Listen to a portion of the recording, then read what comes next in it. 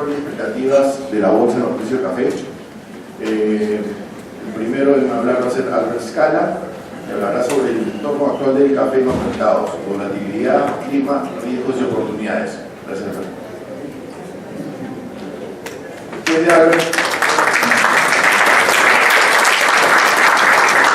Después de Albert, viene Guillermo Moyá, que nos va a conversar sobre la bolsa de café para el mercado brasileño.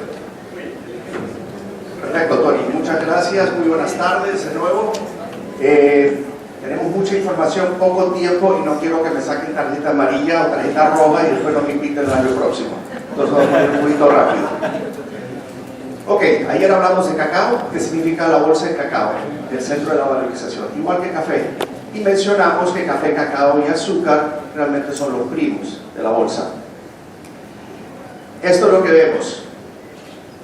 Vamos a hablar de muchos primeros acontecimientos que han sucedido en el café y también cacao. 4.40 para arábica, 5.800 para robusta. Nunca en la historia hemos visto esto. Ayer hablamos de todos los variables que se pueden unir de vez en cuando a través de los años y mencionamos que en los últimos 5 años todos se juntaron a la misma vez.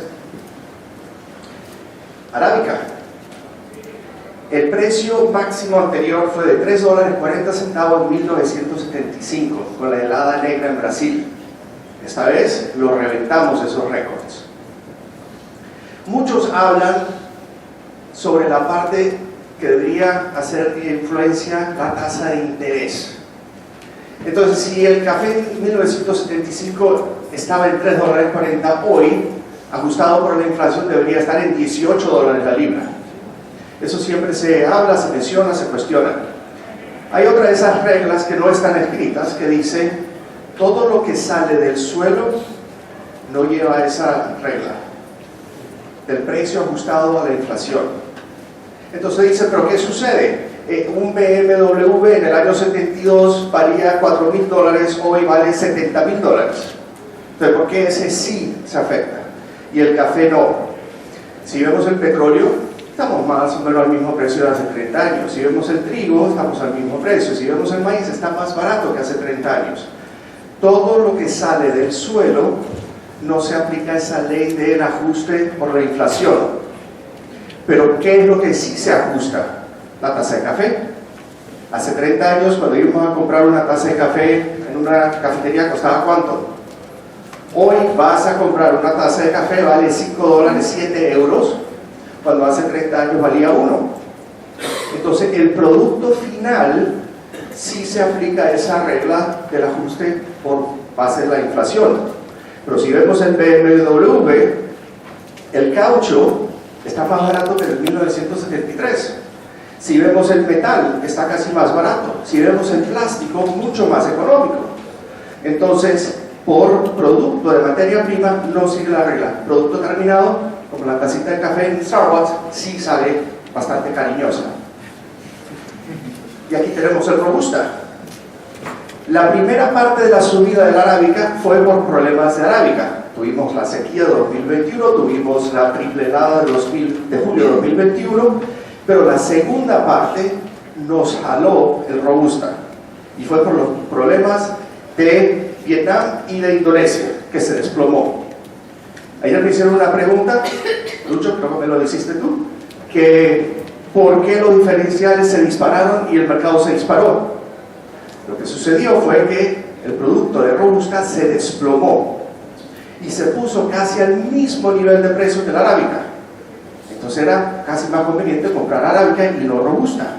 Entonces por eso es que los mercados se dispararon y se dispararon los diferenciales. Y aquí tenemos que ese jalón, el segundo jalón, fue por la robusta que nos jaló.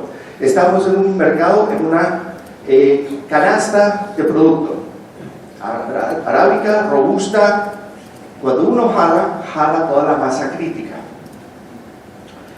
Y vemos lo que sucedió hoy. Ese máximo 4.40 se hizo en febrero. Ya hoy, 3 meses más tarde, estamos 100 centavos más barato. Hemos perdido casi 25% del valor. Es más, ahí dice 3.47. Lo último que vi creo que estaba en 3.41, si no me equivoco. Parte de lo que tenemos que preguntar, ¿estamos protegiendo el riesgo del café? Haciendo coberturas, protegiendo. Todo esto nos trae estos riesgos.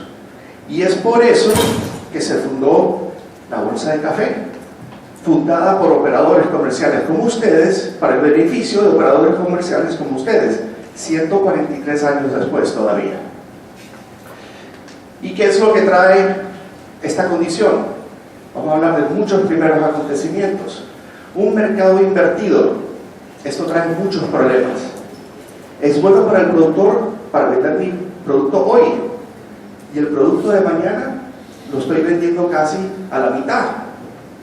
¿Por qué el mercado se invierte? La regla del mercado invertido dice que cada vez que hay un shock al sistema, el mercado se invierte. Ese shock en café es siempre por clima, una helada, una sequía, una combinación de los dos, y dice que no hay disponibilidad en el corto plazo. Entonces, ¿qué es lo que sucede? La prima de costo se dispara en el corto plazo. Más adelante sabemos que se va a recuperar cosecha, se va a producir más, no va a haber climas, y por eso que el precio tiene un descuento. Esa es la razón del mercado invertido. Pero esto trae serios problemas. 12 meses, esa curva se puso en 70 centavos, nunca en la historia. ¿Qué problemas trae? Este acarreo negativo me dice que si me quedo con inventarios, voy a perder plata. Entonces, ¿qué se hace? No se quedan con inventarios. ¿Qué pasa con los inventarios en país de destino? Se desploman, porque es demasiado caro tener inventarios. Déjalo en Perú, los inventarios, déjalo en el país de origen. De esa manera yo solamente compro lo que tengo que vender. Y el tostador hace lo mismo, no podemos cargar inventarios. En un momento, si tienes inventario, perdías 15 centavos por libra. Tasa de intereses altas, se fueron hasta 12, 13%. Fletes elevados, llegaron al contenedor a costar $15,000 el flete. La demanda se nos baja, porque todos esos costos hay que pasárselo al consumidor. Diferenciales, ya vieron la volatilidad que hemos tenido. ¿Qué sucede?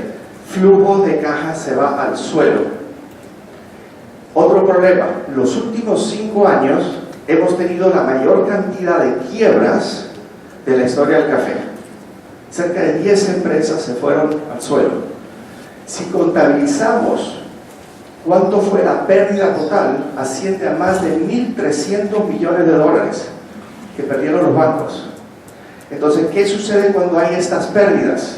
Los bancos dicen, ¿vale la pena prestarle a un cafetero? No, pues esto es muy arriesgado. No le voy a prestar porque yo no puedo como banco recuperar $300 millones cobrándote 8% de tasa de interés. ¿Qué sucede? ¿Qué hacen los bancos? Y todos se hablan entre ellos. No, mira, ¿sabes qué? Me estoy saliendo del negocio del café, no puedo porque es demasiado arriesgado. Los clientes hoy en día nos dicen, me preocupa no que no me suban la línea de crédito el año próximo, porque el café vale 4 veces más. Necesito mucho más línea de crédito para hacer el mismo volumen que hace 3 años. Tengo miedo que me cancelen la línea de crédito, porque para los bancos, café, cacao y otros productos se han convertido riesgosos. Pero por cada perdedor hay un ganador. ¿Quién está ganando? ¿Quién en la cadena gana? En este momento es el productor. Obviamente café a $3, $4, más los diferenciales. Y el otro grupo que gana, toda la parte de especuladores, inversionistas, fondos de inversión, fondos de pensiones. Un mercado invertido, como lo ven, es sumamente atractivo para este grupo de inversionistas, porque ese grupo inversionista entra a comprar solamente, especialmente los fondos de pensión. Entonces, cuando vence el primer contrato, 4.25, significa que tengo que vender mi posición a 4.25 y compro la próxima a 4.18. Acabo de ganar 7 centavos sin riesgo. Y si sigo así, estoy ganando 70 centavos. Si tomo 70 centavos, lo divido por 4, ¿cuál es el resultado porcentual? Es un retorno muy atractivo. Entonces, cuando los mercados se invierten, entra más furia de compra. Y siempre en el primer mes, mercado invertido, adicional. Otros nuevos acontecimientos. Ayer se publicó una nueva data, que hace 55 años no sucede. Va a cambiar el contrato de café en Nueva York. Marzo de 2028 va a ser el último mes que se va a cotizar el contrato que ustedes negocian. Porque, y esto sucedió en marzo del año pasado, se va a cambiar el contrato de Nueva York. Ya no va a ser el contrato C. C significa Centroamérica. Ese perfil cambia y ahora se va a llamar, todavía no se sabe cuál es el código. Antes de la C se llamaba el contrato U, universal, y hubo el cambio en 1969-1970 del contrato U a la C. ¿Por qué hubo ese cambio? Algo que se llama contenedores. Cambia el negocio, cambia la manera que ustedes compran y venden el producto. La bolsa, ellos cobran cada vez que ustedes compran y venden un lote, cobran un peaje. La bolsa tiene que estar constantemente actualizándose para que sea atractivo para ustedes los comerciantes, para que hagan el negocio. Si no, nadie quiere usar el contrato de futuros. Estamos en ese puente en este momento que vamos a cambiar. Ahora se va a hacer la cotización dólares por toneladas métricas, no centavos por libra. Ahora, ese contrato va a ser de 20 toneladas, no 17, como es ahora.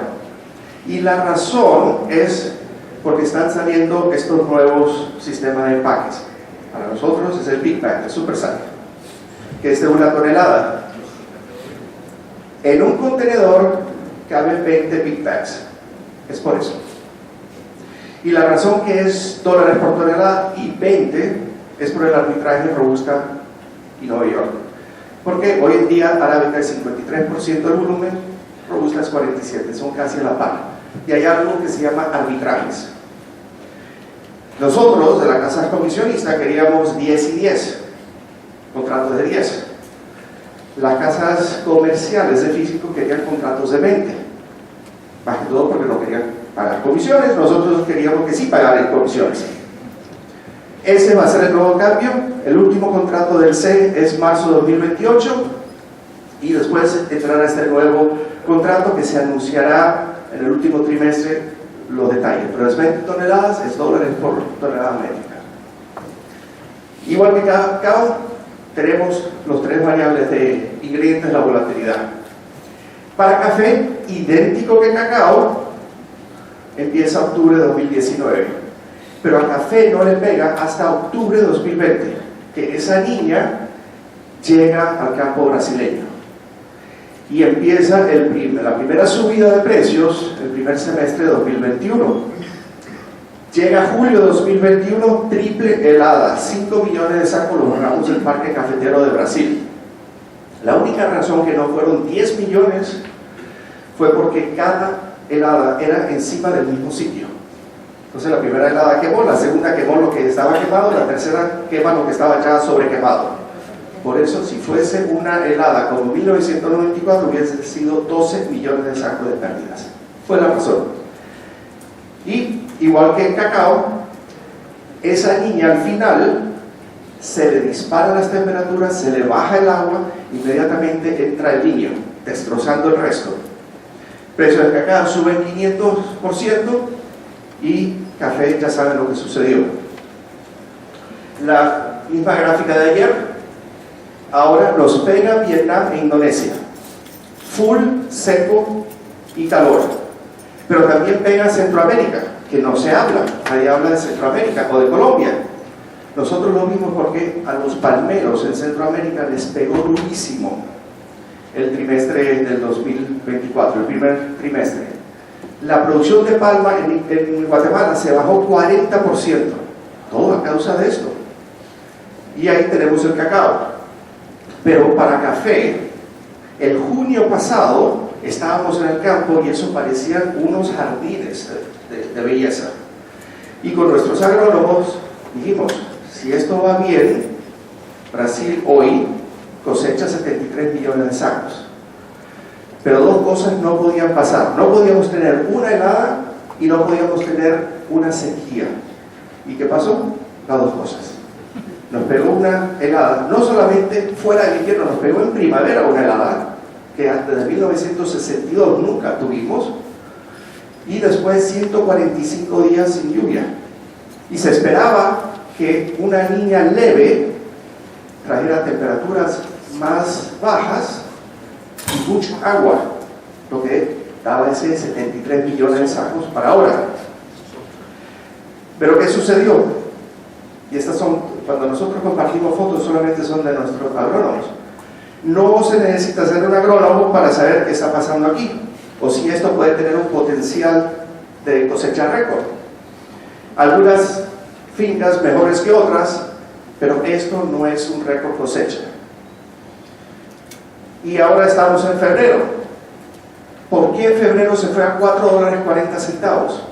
Los tostadores esperaron hasta el último momento, no querían comprar. Los precios que tienen en las tiendas todavía son de septiembre de 2024. Tienen miedo de subir el precio porque lo que sucede, si subo el precio en las tiendas, se me cae el consumo. Y si no subo el precio, pues entonces pierdo patrimonio. ¿Cuál es el peor de los males? Ahí es donde está el tostador en este momento lidiando. Pero en febrero sucede una situación. Este es nuestro reporte de todos los días en todas las ciudades de Brasil de café. Cada flechita es un día y el reporte dice cuántos milímetros me va a caer. Y a mano izquierda están todas las municipalidades. ¿Y qué sucedió en febrero? Cero agua. Febrero tiene que ser el segundo mes de más alto actividad de lluvias, porque es lo que nos empuja los meses de marzo, abril, mayo y junio de baja cantidad de aguas. Y se fue seco, marcado 4.40. De nuevo, el gráfico de la probabilidad del ENSO, vemos que se está mejorando el clima para final, pero ojo con la situación neutra. Esto es lo que sucedió en julio, agosto del año pasado. Se fue la niña que esperaba un poquito más de agua, entró neutro, se dispararon las temperaturas y se fue el agua. Nos quedan los próximos 3-4 meses con estas condiciones. ¿Y por qué es preocupante entrando en el invierno en neutro a comparación de agosto con un neutro? Aquí tenemos lo que sucede en un año normal, neutro, con un frente frío.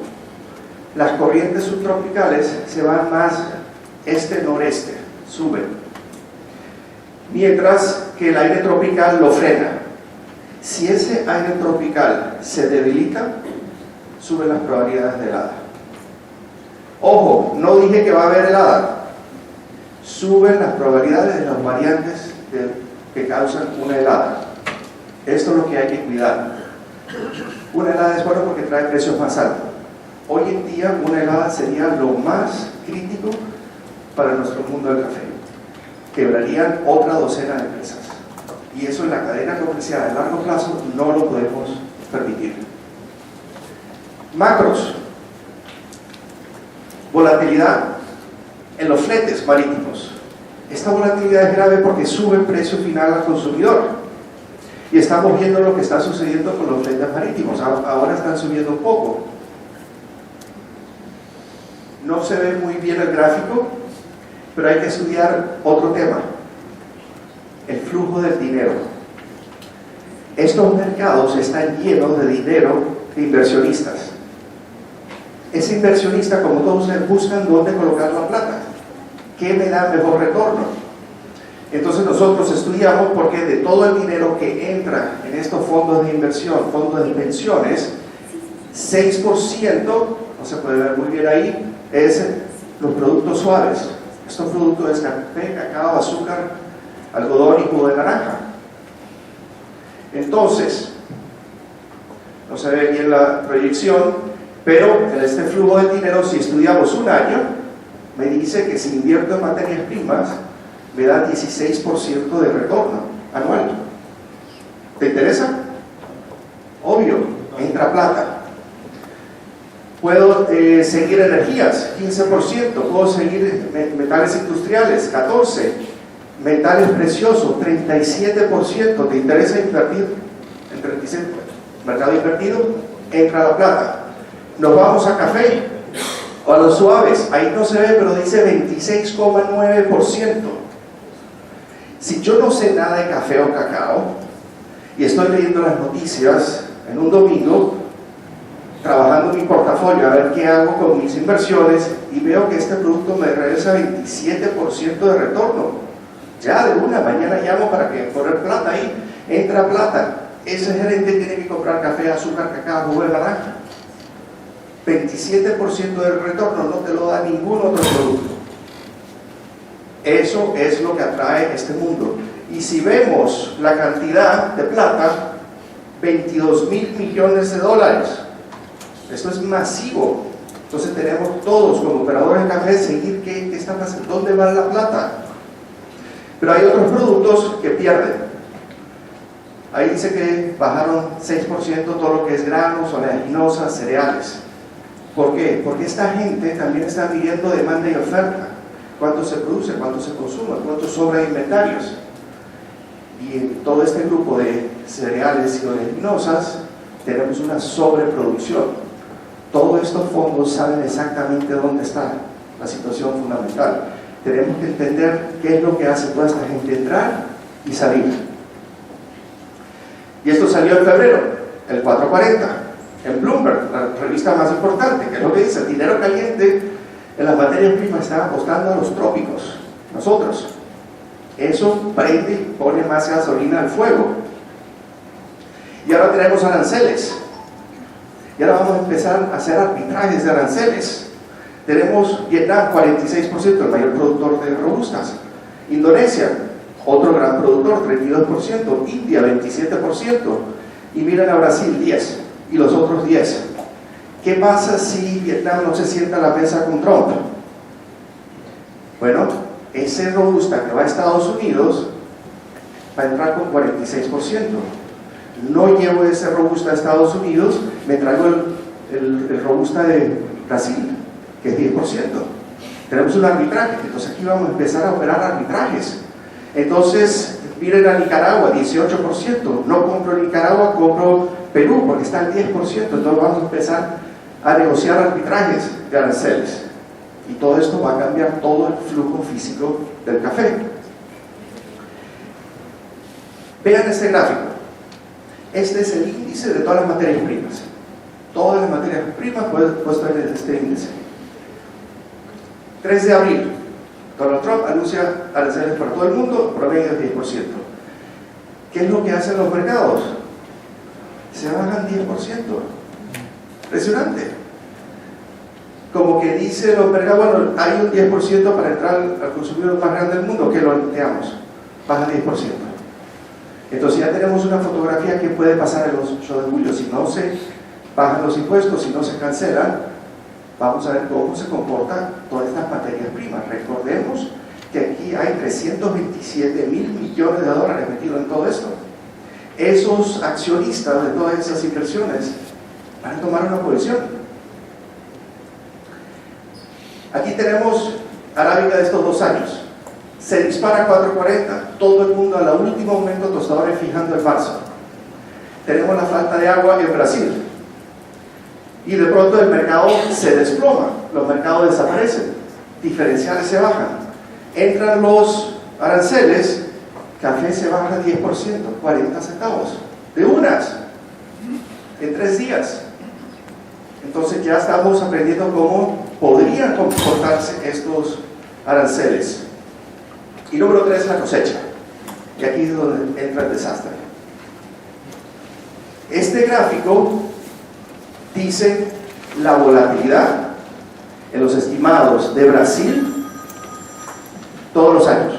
O sea, de todos los estimados que se sacan en Brasil, más de 35, dime desde el nivel más bajo hasta el nivel más alto, ¿cuál es la diferencia? Entonces estamos viendo que para el 2023-2024 había una diferencia de 22 millones de sacos. El estimado más bajo al estimado más alto, 22 millones de sacos. O sea, la cosecha era 66 millones. Estamos hablando de 35% margen de error. Pregunta, ¿por qué tenemos volatilidad? Aquí está. Nosotros en febrero publicamos los reportes. El año pasado publicamos 67 millones de sacos. Ahí el 21 tuvo la sequía helada, etc. Brasil con la gran capacidad de recuperación. Y lo comparamos con el estudio del Departamento de Agricultura de Estados Unidos, el USDA. El USDA decía que había 176 millones de producción, 170 de consumo, más o menos. Pero aquí está el problema. ¿Por qué el mercado se subió? Decían que íbamos a tener casi 6 millones de sacos de exceso. ¿Por qué esto se disparó si hay exceso? En nuestro parecer, el USDA se equivocó. ¿Sí? ¿Y por qué se equivoca el USDA? Aquí está la producción de Vietnam, la producción de Indonesia. Vietnam pasó por una crisis de producción por causa de la sequía y la alta temperatura, igual que Indonesia. El USDA dice que prácticamente no sucedió nada. Y tampoco sucedió nada un poquito en Indonesia. Pregunta, si no sucedió nada, ¿por qué los diferenciales se dispararon de 100 a 1000? El diferencial es el primer indicador que algo está sucediendo con la materia prima en ese país. Nosotros tenemos esos números mucho más bajos por el desastre y el shock climatológico en esa región del mundo. Y si tomamos esos diferenciales y los ponemos en una línea, vemos cómo se disparan. ¿Y cuándo se disparan? El niño. Ahí está la respuesta. Entonces, comparamos los USDA y nosotros. Ellos dicen un exceso de 5,6, nosotros digamos que estamos en paridad, algo un poquito negativos. Ahí está la razón que esto prendió fuego y se disparó. Entonces nuestro estimado, el primero que hacemos es en noviembre, de 45 días después de la floración. Y entonces aquí vemos que el año pasado pusimos 65.6 y el año antepasado fue 65.9. Y decimos, pero si es igual, ¿por qué se dispara si está igual? En junio y agosto del año pasado estábamos esperando 73. Le dimos un shock bastante fuerte al mercado cuando el mercado se dio cuenta que esto viene cerca de 10 millones de sacos menos. Esa es la razón.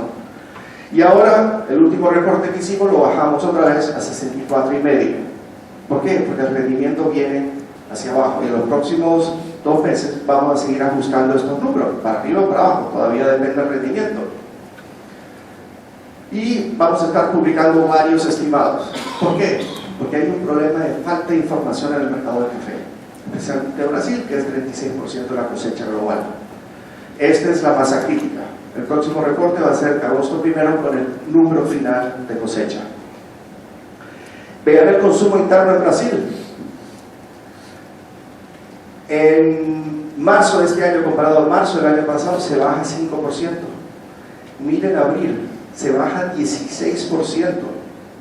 Y miren lo que va del año, se baja 5%. Claro, se ha subido fuertemente el precio del café en las tiendas. Afecta. Entonces, para todos nosotros tenemos que ver el manejo del riesgo. De aquí hacia adelante, hay que, en el año hay que ver las lluvias, los estimados. Ahora entramos en el invierno y en septiembre, octubre en la floración. La pregunta es, ¿qué hacemos de aquí para adelante? ¿Cómo lo manejamos? Y ahí entra la producción de los precios con la bolsa. Un tema muy delicado han sido los incumplimientos en el mercado del café, en todo el mundo. Esta subida de precios genera un caos en toda la cadena comercial. Una parte de las quiebras que hemos visto. Si nosotros le vendemos a un comercializador, un exportador, un importador, el mercado se dispara y el proveedor incumple, ese importador tiene 2 cortos, es un doble corto. Digamos que fijamos el precio a $3, la bolsa nos está cobrando ese depósito de 3 hasta 4. Si el productor incumple, ese comprador toma 100 centavos de pérdida en bolsa, tiene que salir a comprar el café a $4 y entregárselo a $3. Pierde doble. Ese ha sido el gran golpe en toda la cadena comercial. Este shock es impresionante lo que ha sido. Esto también reduce la oportunidad de capacidad para el productor aprovechar y fijar a largo plazo. Porque digamos que el precio está muy atractivo hoy para, no sé, octubre, pero nadie me quiere tomar una fijación de octubre, porque es muy arriesgado tomar una fijación de un productor. Eso pone en riesgo toda la cadena de ofertas de los productores. Le quita ese crédito de que yo puedo tomar estas fijaciones. Y pone a toda la industria de producción en riesgo crediticio. Nadie quiere aceptar, ponme el café, te lo compro y te lo... Pero si no, y eso le quita un porvenir muy grande al productor. Ayer mencionaste de diferenciales, lo agregué porque recibí muchas preguntas. Los diferenciales de esta modalidad nace a finales de la década de los 60, nace en cacao para establecer menos volatilidad. Y esto se aplica directamente a las coberturas. ¿Cómo se compone el precio? 90% es bolsa y el 10% es diferenciales, pero el riesgo es bolsa. ¿Cómo se calcula? Es simplemente la diferencia dónde está la bolsa y dónde está el precio interno aquí para ponerme un café FOB en Callao. Esa diferencia se llama diferencial. Tomemos Colombia, el mercado interno está en 2.60, pero la bolsa está 2.48. Entonces, ¿qué significa? Diferencial UGQ Colombia es más 12. Ahora, tomemos ese más 12 y eso 10 diferentes factores. Tenemos 10 diferentes factores, desde la oferta-demanda, desde producción, tipos de cambio, todo. Al final les voy a dejar mis contactos. Si quieren una copia de la presentación, se las mando, ¿okay? Pero si quieren seguir tomándome fotos, adelante. Entonces, esto es lo que maneja el diferencial. El diferencial no se publica en ningún sitio, es simplemente entre vos, entre todos nosotros. ¿A dónde vendiste tu diferencial? A más 10, tú a más 12. No hay un punto exacto. Ya, mirando hacia adelante. Albert, Sí. igual el cálculo lo he hecho de abajo para arriba, respecto a lo que se cuesta el café respecto a Nueva York. Y se hace también de arriba para abajo, ¿no? Vendes el café contra Nueva York. Correcto, y uno de compra y uno de venta. Exacto, correcto. De 12. Y eso es constantemente. Tú puedes recibir 3 diferentes ofertas del mismo café y del mismo país. Muy bien. Hay que ver la próxima cómo va ese rendimiento de Brasil. Ojo con los inventarios certificados. ¿Qué es lo que maneja el inventario certificado? El diferencial. Se desploma el diferencial, se disparan los inventarios a través de bolsa. Se suben los diferenciales, se va el café de bolsa. Ojo con esos diferenciales, especialmente cuando se van negativos. ¿Cómo va el progreso de la cosecha de Brasil? Meses de invierno, los próximos 2 meses son críticos. Aranceles, bueno, ya sabemos, hemos hablado bastante de los aranceles. Y especialmente mencioné mi opinión del EUDR con los aranceles y el señor Trump. Pero ojo ahora con los aranceles EUDR. ¿Okay? En Europa entran 47 millones de sacos de café. ¿Cuántos de esos cafés califican? No sabe, nadie sabe. Pero tomemos un ejemplo matemático, solamente para hacer el cálculo. Digamos que 30% no entra. Estamos hablando de aproximadamente 12 millones de sacos. Pero el 70% sí entra. ¿Qué va a pasar por el diferencial de ese café que sí califica a Europa? Va a volar. ¿Y qué pasa con ese 30% que no califica? Se desploma ese diferencial.